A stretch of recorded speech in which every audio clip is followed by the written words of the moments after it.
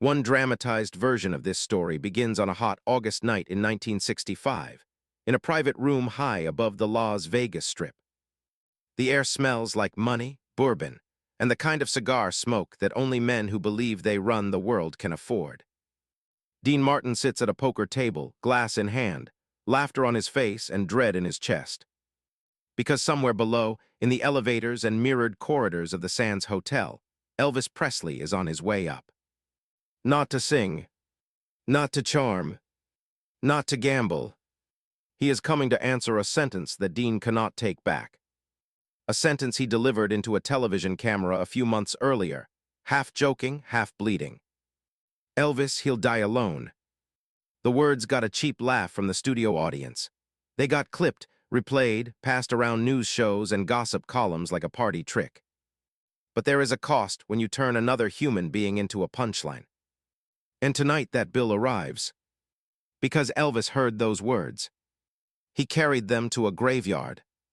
He carried them to his mother's headstone. He carried them in his chest all the way to this room. The moral stakes are simple and brutal. What do you owe the man who tries to cut your future away with a joke? And what does that man owe you when you walk in holding the one thing he never expected, kindness? That night will end with Dean Martin in tears. At Elvis Presley's funeral, it will all come back. But before we reach the chapel where Dean will finally break, we have to go back to the place where the first crack appeared. Back to the moment fear walked into Dean Martin's living room and changed the way he looked at a kid from Memphis forever. March 1956, Beverly Hills, California, United States. America is standing on a fault line. On one side, the polished comfort of big band crooners and supper clubs. On the other, a strange new sound that makes teenage girls scream and their parents worry. Dean Martin is on the older side of that fault line. By his mid-30s, he is a star. The rhythm of his life is predictable. Studio in the morning. Golf in the afternoon. Nightclub or television in the evening. A drink in his hand and a crowd at his feet. He has worked for every bit of this life. The poor kid from Steubenville, Ohio, has become America's favorite charmer. He walks into a room and people relax. They trust him to keep the party effortless. What he wants is simple, to stay on top without letting anyone see how badly he wants it. What wounds him is quieter. Years of clawing his way out of obscurity. Years of being the second name after Martin and Lewis. Years of watching the industry move on from people who did nothing wrong except get older. His mask is legendary. Cool, detached, always in on the joke, especially when he is the one telling it. But underneath that mask, there is a private fear he cannot say out loud. Not even to himself. I am replaceable. On a spring evening, Dean sits in his living room watching television. Scotch in hand, jacket off, shoes on the table. The Dorsey Brothers stage show fills the screen. Another kid with a guitar, another hopeful grin. He barely looks up. Then the kid starts to move.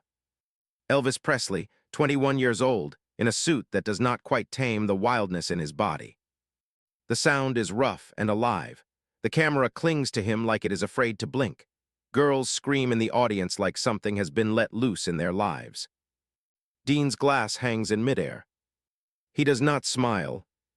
He does not frown. He just watches while something in his chest quietly tightens. His wife walks through the room. "Who is that?" she asks. "Just some kid," Dean answers. But his voice is flat. He has performed long enough to recognize a shift when he hears one. This does not feel like another passing craze. This feels like the ground moving. Over the next months, Elvis appears everywhere. Television ratings spike when he sings. Record stores cannot keep his singles in stock. Newspapers argue about morality while secretly counting the money his name brings in. Dean notices a few numbers that do not make headlines. His own record sales dip. A tour date that would have sold out instantly now takes more effort. A studio executive pauses before promising him the next big script. Separately, none of it would scare him. Together, it whispers a simple, brutal message. There is less room at the top than you thought. This is the first escalation. Not a public insult, not a televised remark. Just a man alone in his living room, watching his future change without asking his permission. Deep down, Dean feels something he has not felt in years. Jealousy. But what nobody around him understands yet is this. Dean Martin is not just afraid of losing fame.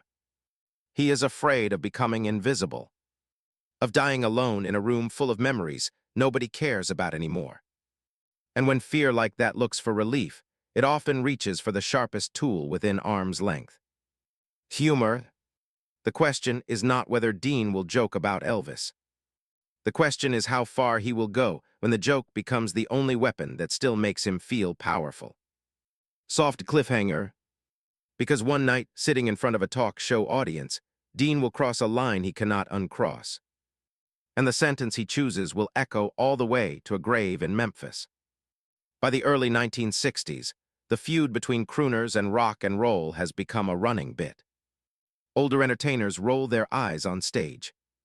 New stars pretend not to notice. Journalists turn it into an easy headline. Dean leans into that role. He calls Elvis's fans kids who do not know real music yet. He tosses off one-liners about hips shaking instead of notes landing. The crowds laugh. The newspapers reprint the lines. Every jab buys him something. Control. Laughter. The illusion that he is still the one deciding who belongs in the club. But small cuts rarely stay small. One dramatized account imagines a particular night in 1965. A talk show tapping in Lowe's Angels. The host asks a question that has been waiting for years. Dean, what do you think of Elvis Presley? The audience leans forward. Dean knows exactly what they are waiting for. He feels that old mix of pride and panic tighten in his chest. He could say something generous. He could say something neutral. Instead, he reaches for the mask that has always saved him. He smiles. He lifts his glass. Elvis, he says, he's a flash in the pan. Rock and roll will be gone in 5 years. He'll be selling used cars in Memphis. Laughter, applause, relief. He feels it wash over him like a drug. Then he adds one more line. The line that strips away the last bit of charity. He'll die alone, you'll see. That kind of noise doesn't earn respect, it just burns out. This sentence is not a joke about music anymore. It is a curse about a man's future. The studio laughs. The band plays. The show goes to commercial. Somewhere in the control room, a producer circles that moment for the highlight reel. Somewhere in America, Elvis Presley is not yet watching. But he will. When the clip airs nationwide, fans write angry letters. Some shrug and call it show business. Elvis does something different. According to several biographies, he took public criticism personally, storing it like a wound he could not stop touching. In many dramatized versions of this story, the first time he hears Dean say those words, he is alone in Graceland. The room is quiet. The television glow paints the walls. He hears his own name, followed by that sentence. He'll die alone. For a moment he just sits there. The king of rock and roll, surrounded by gold records and fan mail, feeling like he has been stripped down to a scared boy from Tupelo. Underneath the fame, Elvis has his own private fears. He wants to honor his mother's faith in him. He carries the wound of losing her so young. His mask is the showman, bigger, louder, brighter than any feeling that might swallow him. But his breaking point is simple. Attack him if you must. Do not drag his mother's belief in him into the mud. When Dean says, he'll die alone, Elvis hears more than an insult. He hears someone standing over Gladys Presley's grave, mocking the dream she died believing in. And that is the moment in this dramatized telling when his anger hardens into resolve. He can lash out. He can ignore it. Or he can do something far stranger and far more dangerous. He can walk straight into Dean Martin's world and refuse to answer cruelty with more of the same. Soft cliffhanger. Because before Elvis ever steps into that poker room in Las Vegas, He will discover a secret that changes everything he thinks he knows about Dean Martin's family and his own. To understand why Elvis does not choose revenge, you have to go back decades before either man is famous. Back to the early 1920s. Back to Ohio, United States. This is the part of the story where fact thins out and memory takes over. Some who were close to Elvis later suggested that his mother, Gladys, kept a box of old photographs and letters from the hardest years of her life. One dramatized version imagines him going through that box after Dean's remark, desperate for comfort. The house is quiet. The television is off. On the floor, scattered around him, are black and white images of poverty, hope, and friendship. He finds one photograph that he has seen 100 times. Two young women standing in front of a simple house. One carries the face he knows almost as well as his own, Gladys before the world wore her down. The other has dark hair and tired eyes that still manage to shine. On the back in fatting ink, there is a single line. Angela and Gladys, summer 1923, sisters of the soul. This much is plausible. Great migrations of working-class families sent Italians and Southerners alike through the same factories, the same boarding houses, the same hard winters. In this dramatized telling, Elvis turns the photograph over and over in his hands. He remembers his mother's stories about that winter in Ohio, when a girl at the textile factory gave her a coat she could not afford to replace. "She saved me from freezing," Gladys would say. "She gave me warmth she needed herself." At the time, it was just a story about kindness. Now, with Dean's words ringing in his ears, Elvis notices the other name on the photograph. Angela. He hears another name under it. Angela Crosty, the woman who would become Angela Martin. Dean's mother. If that connection were ever proven, it would be one of those strange threads that history sometimes hides in plain sight. In this dramatized version, Elvis does something simple and enormous. He picks up the phone. He asks someone on his team to trace Angela's life, to see where she moved, whom she married, which son she raised into a man with a drink in his hand and a joke on his lips. The report comes back. The woman in the photograph grew up to be Dean Martin's mother. The kid from Steubenville and the kid from Tupelo were not just rivals on the charts. Their mothers had once worked side by side, holding needles and fabric, sharing food, sharing fears. And one of those women gave the other her only winter coat. The moral equation sharpens. Dean's insult is still cruel. Elvis's wound is still real. But now there is another presence in the room. Two young women in a faded photograph, linked by kindness in a year when they had almost nothing. Elvis feels the anger in his chest twist into something colder and clearer. He wants Dean to understand what he has done.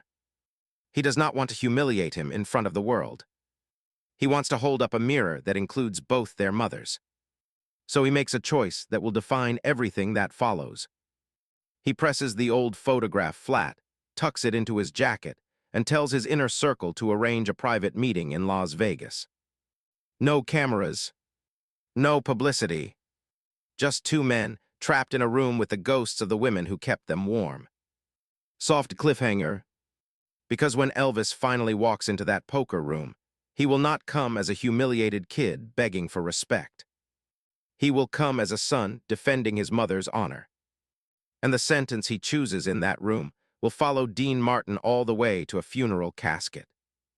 Las Vegas, Nevada, United States, mid-1965. The Sands Hotel glows like an altar to everything the Rat Pack built. Frank, Sammy, Dean.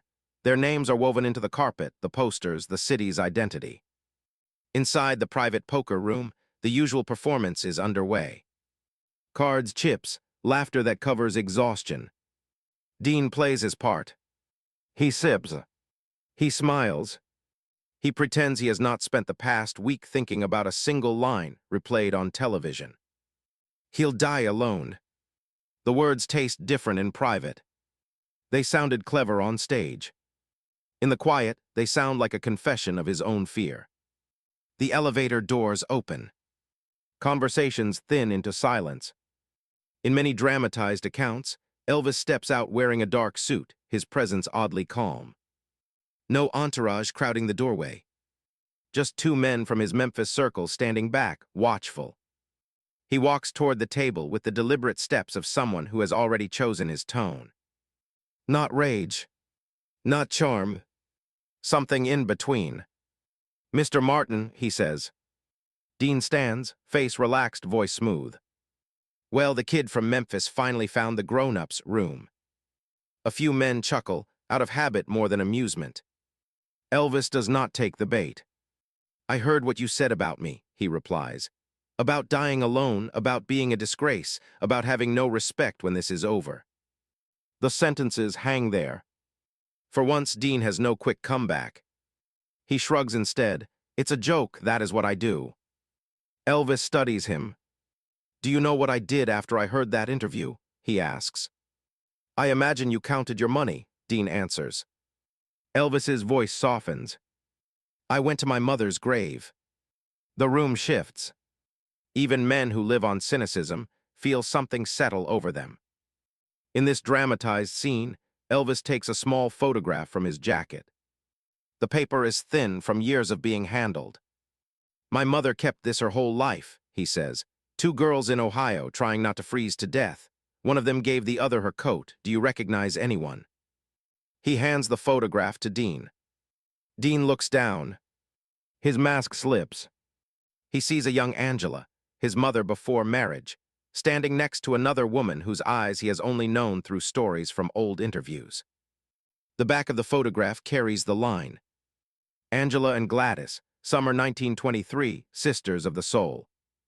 For the first time that night, Dean's hand shakes. "How did you get this?" he asks. "My mother kept it," Elvis says. "She told me about the girl who gave her a coat she could not afford to lose. She prayed for her every night. She never knew what happened to her." He takes a breath.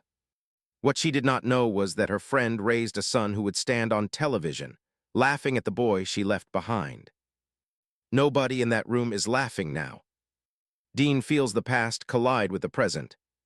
The coat, the photograph, the line he threw away like it was nothing. He starts to speak. Elvis lifts a hand. There is no aggression in the gesture. Only a boundary. "I am not here to fight you," he says. "I am here to return something that belongs to you." He presses the photograph back into Dean's hand. "Your mother's kindness to mine is worth more than every joke you will ever make about me. I came to tell you that before you decide what kind of man you want to be from here on." Dean's throat tightens. He has stared down gangsters and presidents. He has never felt this naked. "You said I would die alone," Elvis continues, his voice steady. "So here is my answer. This is the turning point." The quote line that will haunt Dean in the years ahead, in this dramatized telling. "I would rather die alone with my mother's faith," Elvis says, "than live surrounded by your fear." For a second, nobody breathes. That sentence does not just defend Elvis. It names the thing Dean has been hiding behind jokes and bourbon. Fear of losing relevance, fear of the new, fear of the mirror Elvis holds up. Something in him cracks. "I did not know," he says quietly, "about our mothers, about any of it." "I know you didn't," Elvis replies. "That is why I came myself." He turns to leave. At the door, he pauses. "Mr. Martin," he adds without turning around, "the wrong we do to strangers fades fast. The wrong we do to people who loved our mothers never does. Think about that." The door closes behind him. The room slowly exhales. The Rat Pack resumes their roles, but the easy rhythm is gone. Dean sinks into his chair, photograph in hand, the fear inside him finally named. The public will never hear this conversation. In this version, no journalist will print the quote that actually matters. But it will replay in Dean Martin's head again and again. And 3 nights later, at 3 in the morning, when the phone on his nightstand rings, he will still be staring at that photograph. Soft cliffhanger, because the man calling at that hour will not be a rival demanding more respect. He will be a son offering Dean something he does not think he deserves, a chance to be a better father. Los Angeles, United States, a few days after the Sands confrontation. Dean lies awake in the dark. The photograph is on his nightstand. His wife is asleep beside him. He has played the poker room scene in his mind so many times that he is not sure which version is real anymore, and which parts his conscience has exaggerated. What remains clear is one sentence. I would rather die alone with my mother's faith than lives surrounded by your fear. When the phone rings at 3 a.m., his first instinct is to ignore it. Nothing good comes after midnight. He lets it ring. Once, twice, 3 times. On the 4th, he picks up. Yeah. Mr. Martin, a voice says, it is Elvis. Every trace of sleep disappears. Is something wrong? Dean asks. I have been thinking about the other night, Elvis answers. I left something unsaid. Dean waits for the second blow. An angry demand. A public statement. Some new price for his carelessness. Instead, Elvis says a name Dean did not expect to hear. Your boy, Dean Paul. Instant tension. What about my son? I hear he wants to sing, Elvis says. I hear he has been knocking on doors that stay closed as soon as they see his last name. Dean feels seen in a way that makes him uncomfortable. It is true. His son wants his own career. Wants to be more than Dino's kid. The industry, wary of accusations of favoritism, has turned that dream into an obstacle. How do you know that? Dean asks. I pay attention, Elvis replies, to more than insults. There is a pause. Then he makes an offer that feels like it fell out of a different universe. I have studio time in Nashville next month, Elvis says. I want to bring your son in, cut a couple of tracks with him, not as a favor to you, as a thank you to Angela, to the girl who gave my mother her coat when she could not afford to be generous. Dean stares into the darkness. You want to help my son, after what I said about you. I am not doing it for you, Elvis answers softly. I am doing it for the woman who prayed for mine, and for the boy who watches his father turn his fear into jokes. The words land with surgical precision. The boy who worships you, Elvis continues. He does not need to see you tear down somebody who never wronged you. He needs to see you strong enough to stop. Dean's defenses crumble. His whole life, he has used humor as armor. Now that armor feels like a weapon pointed at the wrong person. What do you want from me? He asks. One thing, Elvis says. No more jokes about me. Not on television, not on stage. You can hate rock and roll all you like. Just do not teach your son that cruelty is how a man protects himself from change. Silence stretches between them. Dean could argue. He could hang up. Or he can do the one thing his pride has always resisted. Admit that someone half the industry calls the kid has just told him the truth. You are right, he says. I will stop. Then we have a deal, Elvis replies. Why are you really doing this? Dean asks. Please, the whole truth. Another pause. In many dramatized readings of Elvis's life, his deepest wound is not fame's pressure. It is the feeling that his father never quite knew how to be there for him or for Gladys. In this version, he gives that wound a voice. Because I know what it feels like to have a father who does not know how to show up, Elvis says quietly. My mama tried to be both parents, it broke her. Your boy has a chance at something different, a father in his corner. I want to respect that. Dean's chest tightens. For once, he allows the emotion to surface. Thank you, he manages. You just gave my son a chance I could not buy him. Elvis. Yeah. I am sorry, Dean says. Not just for the line, for all of it. For the years I spent throwing stones instead of looking in a mirror. There is a gentle exhale on the other end. I forgive you, Elvis replies. Now let us get your boy ready to sing. When the call ends, Dean does not reach for a drink. He reaches for the photograph. 2 young women. A winter coat. A bridge between 2 families that none of their sons understood until now. That night, Dean Martin makes a private promise. He will never again let his fear choose the words he says about Elvis Presley in public. The world will never know about this vow. But history will feel its shadow. Soft cliffhanger. Because what begins as a single favor for a son will grow into a secret brotherhood. One that will carry these men through addiction, loneliness, and the crushing weight of being loved by millions yet understood by almost no one. From the mid-1960s into the 1970s, something happens off-stage that never makes the fan magazines. Dean Martin and Elvis Presley start talking, not as rivals, as men who recognize the same emptiness in each other's eyes. In this dramatized reconstruction, they begin with Sunday night calls. Same time each week. No managers, no publicists, just Dino and the country boy. They talk about music, but the real conversation lives under the surface. They talk about fathers who did their best and still fell short. About mothers who believed in them so hard it hurt to remember. About walking onto a stage and feeling both adored and utterly alone.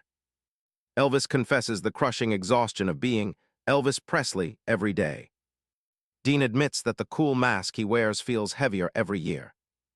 Their wants are mirror images. Dean wants to age without disappearing. Elvis wants to stay himself without being crushed. Their wounds are different rhymes of the same poem. Both know what it means to be seen as a product instead of a person. Their masks crack in these conversations. They joke, yes, old habits die hard. But in the quiet moments, they allow panic and grief to surface. One year, Dean's son, Dean Paul, records with Elvis in Nashville. The tracks remain unreleased, lost to contracts and caution. But on a human level, the session matters. It tells Dean's boy that someone at the top believes in his voice. It tells Dean that his apology meant more than a single awkward moment in a poker room. In 1973, in many dramatized versions, Elvis sits in the back row when Dean Paul graduates from Air National Guard training in California. He does not want attention. He wants to keep his promise, to care for the people who will be left behind when he is gone. After the ceremony, in a parking lot lit by sodium lamps, Dean hugs him like family. "You came," he says, voice thick. "Of course," Elvis answers, "that is what brothers do." For a man like Dean, who has built his life on the idea that nothing truly touches him, those words land like a blessing he never expected to receive. Later that night at Dean's house, they sit at a piano. Dean sings, Elvis plays. No cameras, no contracts, just two men chasing the feeling that made them love music before it made them famous. At 3 in the morning, the music fades. Elvis stares at the keys. "Dino," he says, "I need to tell you something." Dean hears something in his tone that makes his skin prickle. "What is it?" "I am not going to last much longer," Elvis says. "The pills, the pressure, this body, I feel like a man drowning in shallow water." Dean's instinct is to argue, to deny. Instead, he does something harder. He listens. "Then let me help," Dean says. "Rehab, doctors, time away, whatever you need." Elvis shakes his head in this dramatized scene. "You cannot save me," he replies. "Nobody can, but you can do one thing for me." "Anything." "When I am gone," Elvis says, "take care of my people, the ones who will not know how to live without me. They will need someone who understands what it is like to outlive the applause." Dean closes his eyes. He thinks of the coat, the photograph, the insult, the forgiveness. "I promise," he says. "That is all I wanted," Elvis answers. "To know somebody will still be kind in a room I am not in anymore." These words are heavy. Heavier than any toast. Heavier than any applause. They are a private will, spoken from one frightened man to another. And as much as Dean wants to believe that Elvis is being dramatic, a part of him hears the truth beneath the fear. The truth that this brotherhood has an expiration date. The only question is when. Soft cliffhanger, because 4 years later, a phone will ring again. This time, no offer will follow. Only a sentence that turns Dean's old joke into a nightmare he cannot wake from. August 1977. The news breaks like a thunderclap. Elvis Presley is dead. 42 years old. In the days that follow, the world drowns in headlines. Radio hosts replay his songs until the tape stretches thin. Television anchors speak his name with a mix of shock and inevitability. The narrative writes itself. The king is gone. The body could not keep up with the miss. For millions, it is the loss of an icon. For Dean Martin, it is the loss of the one person who ever saw straight through his mask and chose him anyway. He hears the news in the late afternoon. In many accounts of his later years, friends describe how personal losses hollowed him out. In this dramatized telling, when he hears Elvis is gone, he sits down and does not get up for hours. His wife finds him with the phone still in his hand. "What happened?" she asks. "He's gone," Dean whispers, "and I did not save him." The old line comes back to him like poison. He'll die alone. He sees the poker room, the photograph, the quote that mattered. "I would rather die alone with my mother's faith than lives surrounded by your fear." At Graceland, 2 days later, the funeral unfolds under a heavy summer sky. Thousands stand outside the gates. Inside, a smaller circle gathers by the casket. Family, friends, colleagues. In this dramatized scene, Dean sits in the third row, shoulders slumped in a way the public has never seen. He has not slept. He has not eaten. He has been living in two parallel worlds, the one where Elvis is gone, and the one inside his head where he keeps trying to change that, to rewrite the last phone call, to say something that would have kept his brother here a little longer. When the service ends, people begin to file out. Dean remains seated. The photograph in his wallet feels like it weighs more than a brick. Finally, when the room is almost empty, he stands and walks to the casket. Elvis's face, restored as best it can be, lies still under the lights. Dean reaches into his pocket. The creased black and white photograph comes out. Angela and Gladys, two young women in front of a small house. In this dramatized image, he places the photograph near Elvis's hand. "Your mama and mine," he whispers. "Sisters of the soul, you are with them now, country boy." His voice cracks on the old nickname. "I spent years throwing stones at their son's friendship, and you answered me with grace. You saved my son. You made me better than I was, and now I do not know how to be that man without you here to remind me." He leans forward and presses a kiss to Elvis's forehead. For a man who built an empire on never losing control, the next moment is a kind of surrender. He collapses against the casket and sobs. Not the neat tears of a movie scene. The ugly, shaking grief of someone who finally understands the full cost of his own fear. According to those who were there, many people wept at Elvis's funeral. In this dramatized version, Priscilla Presley finds Dean still there long after the others have gone. "He loved you," she says softly. Dean swallows hard. "I loved him too," he replies. "I just took too long to admit it." "He knew," she answers. "He always knew." Outside, the cameras capture the crowd, the processional cars, the public mourning. Inside, a photograph in a casket quietly closes a circle that began 50 years earlier in an Ohio factory. A coat, a kindness, a bridge that outlived both the women who walked across it first. Soft cliffhanger, because Elvis's death is not the end of this story.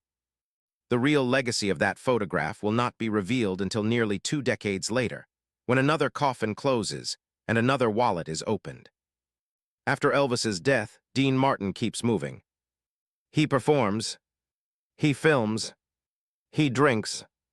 From the outside, little seems to change. The cool mask remains, but people close to him notice a hollowing. Jokes land with less joy behind them. Nights drag longer. Silences stretch deeper. In 1987, tragedy strikes again. Dean's son, Dean Paul, dies in a military jet crash during a training mission in California. The news shatters what is left of Dean's carefully managed distance from pain. He withdraws from public life. He cancels shows. He stops pretending that everything is one long party. The two great loves that once made him feel invincible, his bond with his son and his secret brotherhood with Elvis, are now losses he cannot charm his way out of. Friends later say he seemed to age years in months. His wants narrowed down to something almost painfully small. Peace, rest, And maybe, somewhere beyond the reach of cameras or contracts, reunion. On Christmas Day 1995, Dean Martin dies in his Beverly Hills home. The official cause is respiratory failure. The emotional cause, for those who knew him, is harder to name and easier to feel. A long, slow breaking of a heart that carried more regret than he ever admitted on stage. At his funeral, as family members sort through his personal effects, they find something in his wallet. Not money, not a business card, a photograph. Old, creased, black and white. Two young women in front of a small house. On the back, the same handwriting. Angela and Gladys, summer 1923, sisters of the soul. He has carried it for years. Perhaps since Elvis pressed it into his hand in a poker room. Perhaps since the day he placed its twin in a casket at Graceland. Either way, the message is the same. Under all the jokes, the pride, the fear, he never let go of the bridge their mothers built. In a final gesture that echoes the one at Elvis's funeral, the family chooses to bury the photograph with him in this dramatized telling. Two brothers, two mothers, two funerals linked by a single act of generosity on a cold Ohio morning more than 70 years earlier. So what is the real story of Dean Martin and Elvis Presley? It is not just the rivalry, not just the digs on television or the headlines about generational wars in music. The real story lives in the spaces history usually skips. A son sitting by his mother's grave, trying to decide who he wants to be in the face of public contempt. Another son realizing that his fear has made him cruel to the wrong person. A photograph passed from hand to hand like a quiet promise that kindness outlasts almost everything. If there is a lesson here, it is not a neat slogan. It is something heavier and more useful. Cruelty often wears a charming face. Fear often sounds like a joke. The people we are most tempted to tear down are sometimes the ones holding a mirror to the parts of ourselves we are afraid to see. And still, kindness is stronger than humiliation. Grace is louder than a punchline. The bridges built by ordinary acts of care can outlive the greatest careers. Maybe the deepest moral is this: you cannot control what other people say about you. You can always control whether you let their fear decide who you become. Elvis, in this dramatized account, chooses his mother's faith over another man's mockery. Dean eventually chooses apology over ego. Both choices cost them. Both choices change them. And both choices reach forward into funerals and wallets and whispered memories long after the last curtain falls.